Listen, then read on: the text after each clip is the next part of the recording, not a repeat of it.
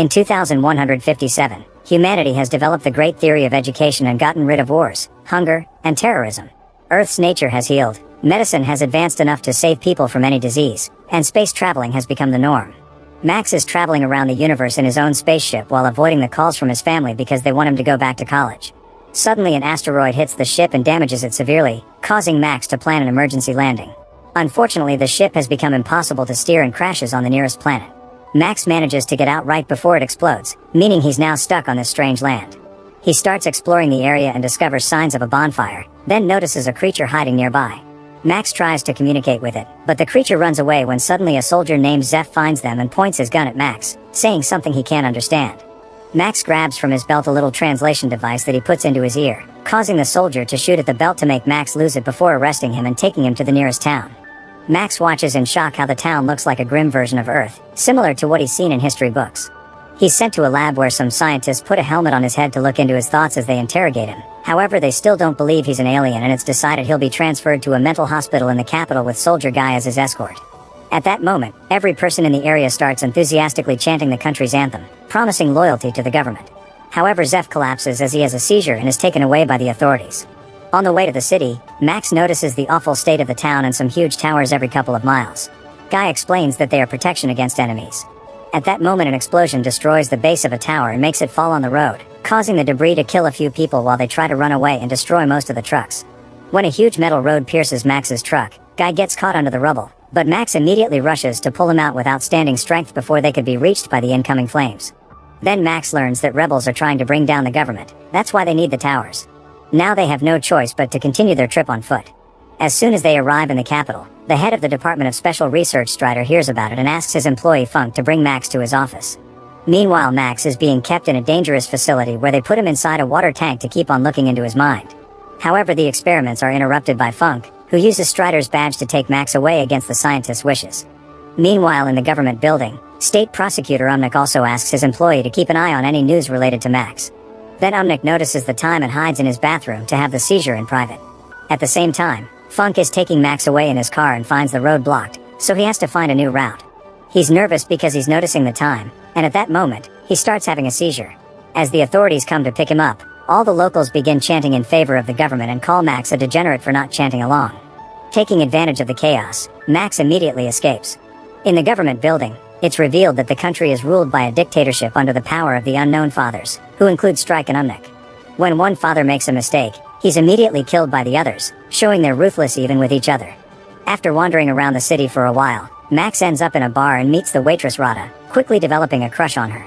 He also sees another customer get too handsy with her, so Max immediately calls him out for it. Furious, the man tries attacking Max with his cane, but Max moves fast and quickly disarms him, hurting his arm to scare him away. The rest of the afternoon, Max and Rada chat a lot. Max teaches her about Earth and space, and Rada is revealed to be Guy's sister.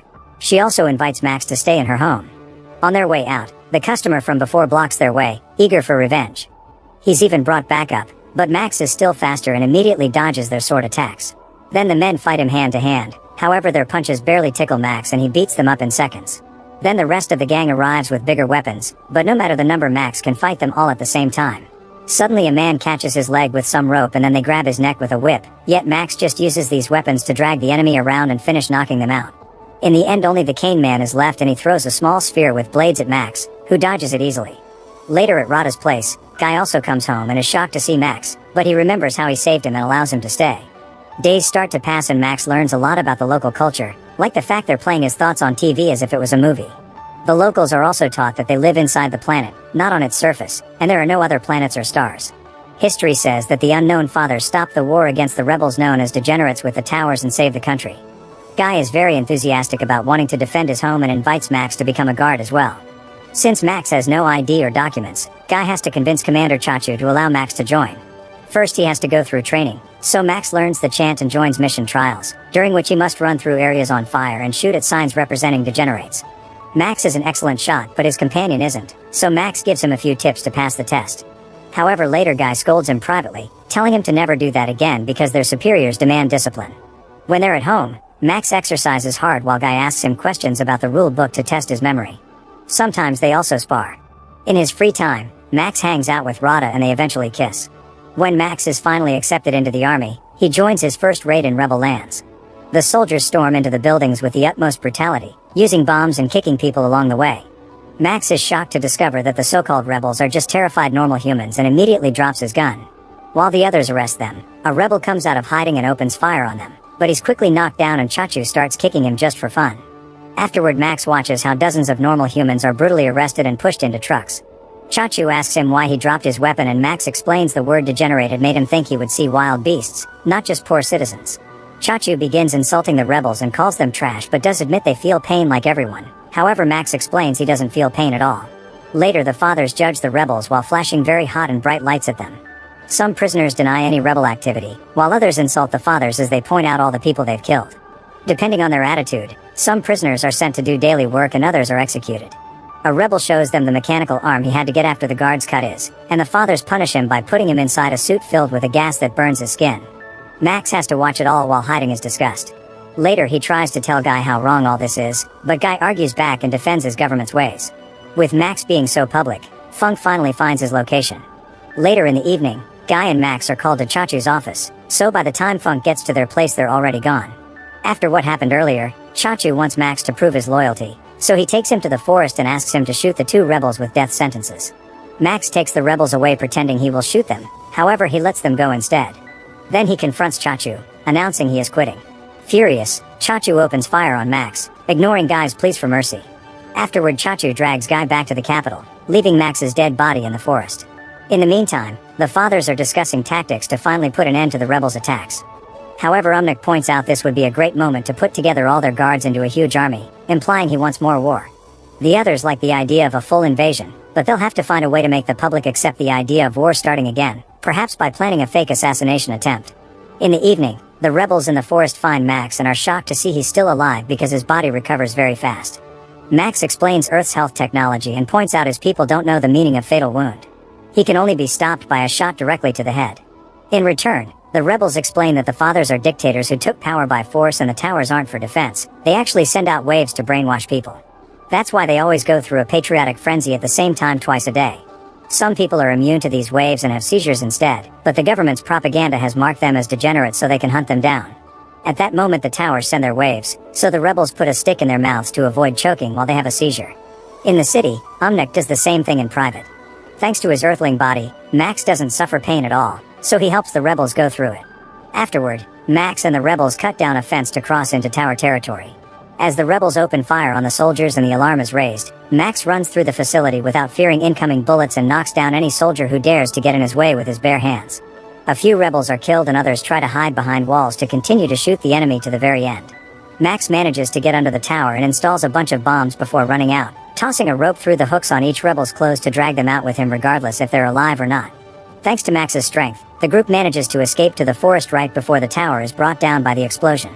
Unfortunately, another rebel dies from his injuries, leaving Max and one man as the only survivors. Sometime later, Max sneaks back into the city and reunites with Rada, unaware that a neighbor sees him and calls the authorities. When Guy comes home, an argument ensues, and Guy tries to kick Max out. At that moment, the authorities arrive, so Max immediately runs out to keep the siblings out of danger and starts beating up the soldiers waiting outside. He's quick and efficient, but unfortunately Chachu takes Rada hostage and Max has no choice but to surrender.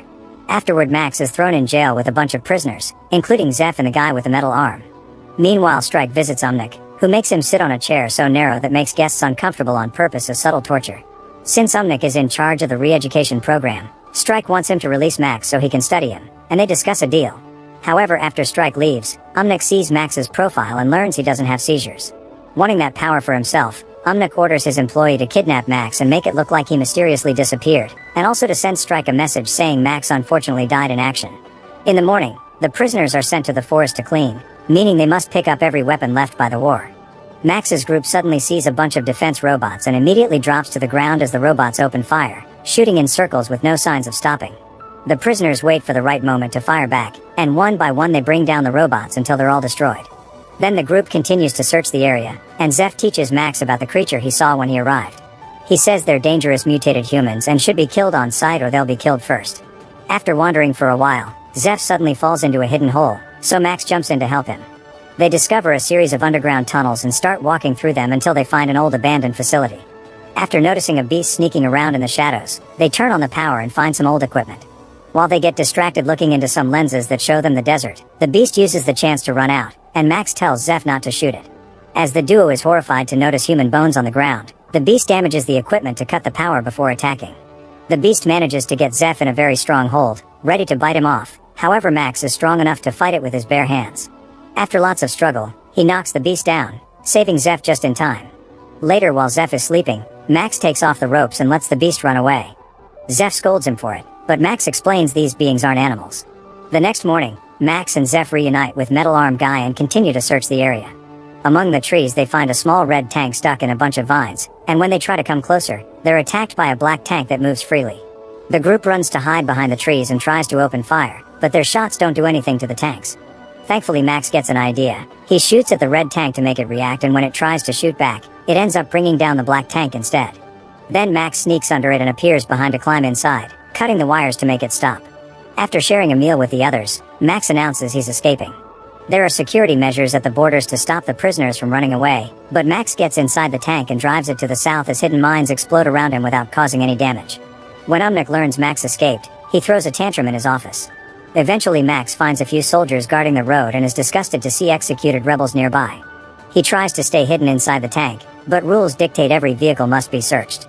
Max smiles when he sees the soldier jumping on the tank as Guy and immediately drags him inside before pressing forward, destroying the gate and ignoring the other soldiers opening fire because they can't damage the tank.